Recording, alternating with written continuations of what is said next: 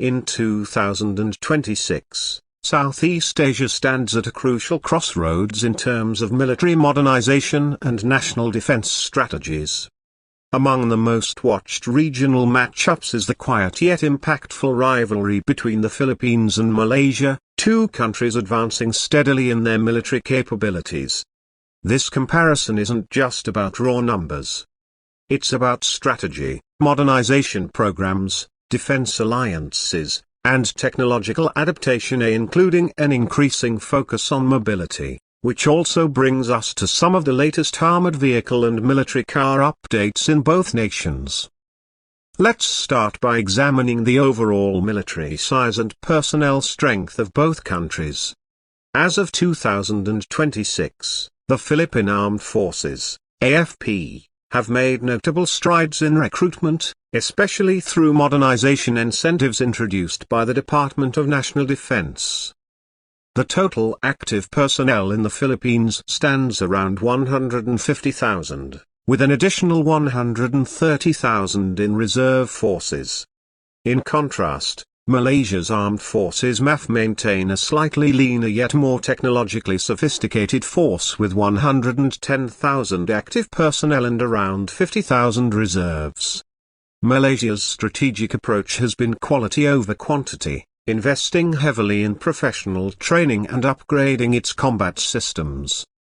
Now when it comes to land power, the Philippines has traditionally been focused on counterinsurgency and domestic security operations. However, with increasing tensions in the West Philippine Sea and growing concerns over regional instability, the AFP has pivoted toward conventional military capabilities. The country now operates over 200 armored personnel carriers, including upgraded GKN Simba units and newly acquired Sabra light tanks from Elbit Systems, part of the Horizon 2 defense program. Malaysia, on the other hand, continues to leverage its strength in mechanized infantry.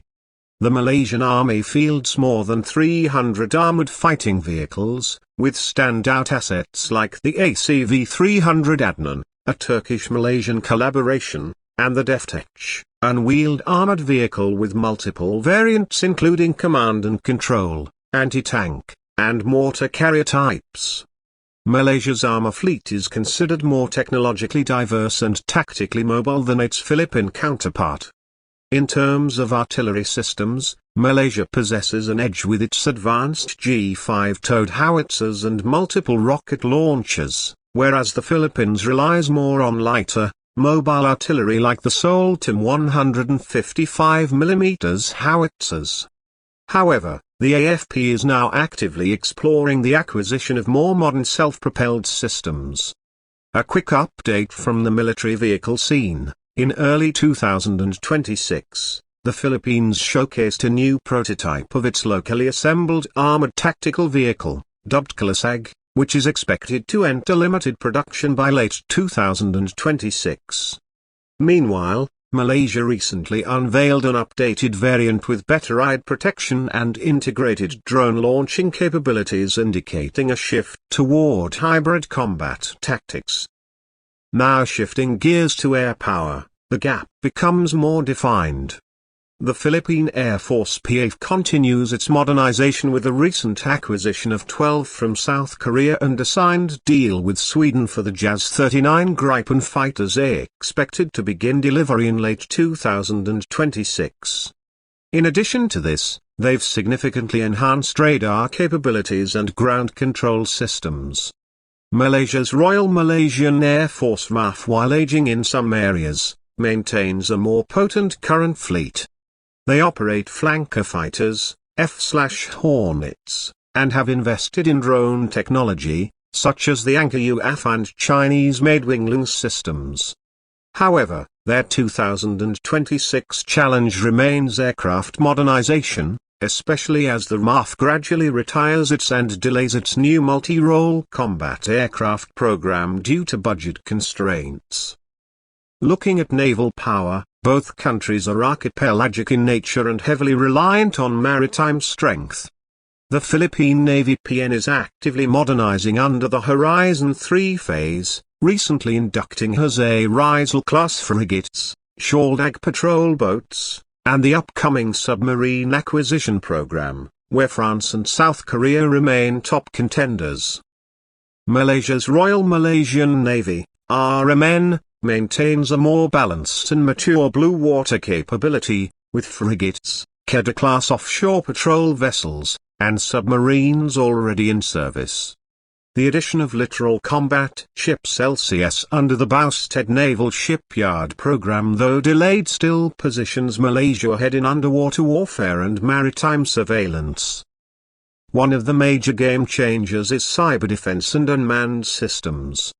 The Philippines launched its Cyber Command in 2025, now focusing on electronic warfare integration and drone swarm tactics for coastal defense. Their drone acquisition includes Turkish Bayraktar, which have shown effectiveness in surveillance and light strike roles. Malaysia, meanwhile, has made greater strides in integrated drone and AI-based reconnaissance systems. Its partnership with China and Turkey in drone tech has enabled it to deploy armed UAVs capable of deep surveillance and limited strike capabilities, especially across Borneo and the South China Sea territories. Before we move to combat vehicles again, let's touch on defense spending. Malaysia allocates approximately $5 billion USD annually, which is slightly higher than the Philippines' $4.2 billion defense budget. However, the Philippines has seen a sharp increase in modernization funding through foreign military assistance from allies like the United States, South Korea, and Japan. Now, for our 2026 car and vehicle segment, let's talk about military-adjacent civilian platforms. In the Philippines, local automaker MDI, Motors Development International, is working on an electric variant of their multi-purpose troop carrier with armored modularity in mind. Aimed at dual-use operations for both military and civilian disaster response, this is expected to be unveiled at the 2026 Asian Defense Expo. On the Malaysian side, Proton Defense, in collaboration with DRB Hicom, introduced a high-speed, low-profile tactical SUV, modeled after civilian SUV platforms but hardened for border patrol roles. The vehicle, named Proton Rajawali, includes an AI-enabled navigation system and drone launch capability, showing the crossover of civilian auto tech into military domains. Next, let's compare foreign defense alliances and exercises. The Philippines benefits greatly from the U.S. Enhanced Defense Cooperation Agreement (EDCA), which allows for joint training, arms sales, and advanced intelligence sharing. In 2026, multiple EDCA bases are now operational with pre-positioned U.S. assets, which vastly improves the Philippines' strategic mobility and deterrence. Malaysia, however, maintains a non-aligned military posture, participating actively in 5 Power Defence Arrangements (FPDA) with the UK, Australia, New Zealand, and Singapore. This alliance focuses on regional security cooperation without direct foreign base presence, allowing Malaysia more autonomy but slightly limiting its rapid deployment potential. Another unique area of comparison is Special Operations Forces. The Philippines Light Reaction Regiment, LRR, and Marine Force Recon units have undergone extensive training with US and Israeli advisors, specializing in urban combat and anti-terrorism. Malaysia counters with its elite GGK Group, Jarakas and Pascal Maritime Commandos, both internationally recognized for jungle warfare, counterinsurgency, and anti-piracy operations in the Strait of Malacca.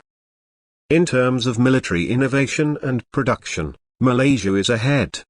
Its DefTech facilities not only build vehicles but also design indigenous UAV platforms and vehicle armor systems. The Philippines, while ramping up local production, still depends heavily on imports, although its government recently passed the Self-Reliant Defense Posture Act, which aims to boost local defense manufacturing by 2030. let's not forget about missile capability.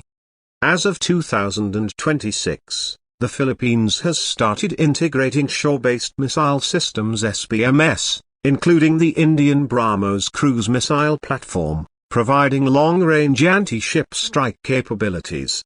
Malaysia currently operates Exocet Block 3 missiles on its ships and is considering a ground-launched variant, though the country's missile doctrine remains more conservative.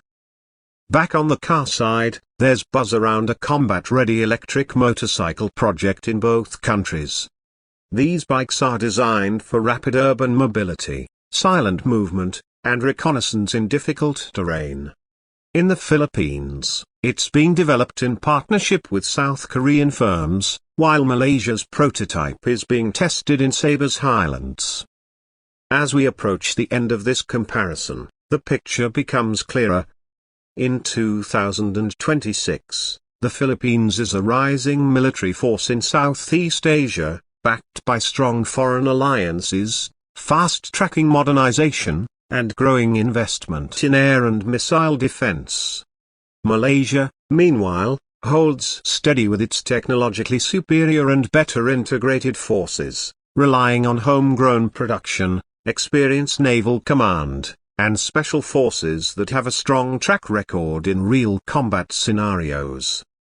If a regional conflict were to erupt, which we hope never happens, the Philippines would depend on rapid deployment, allied coordination, and missile deterrence, while Malaysia would rely on disciplined operations, technological advantage, and naval dominance. It's not about who would win in war, but who is better prepared to prevent one. And with that, our 2026 Defense and Car Tech Update concludes.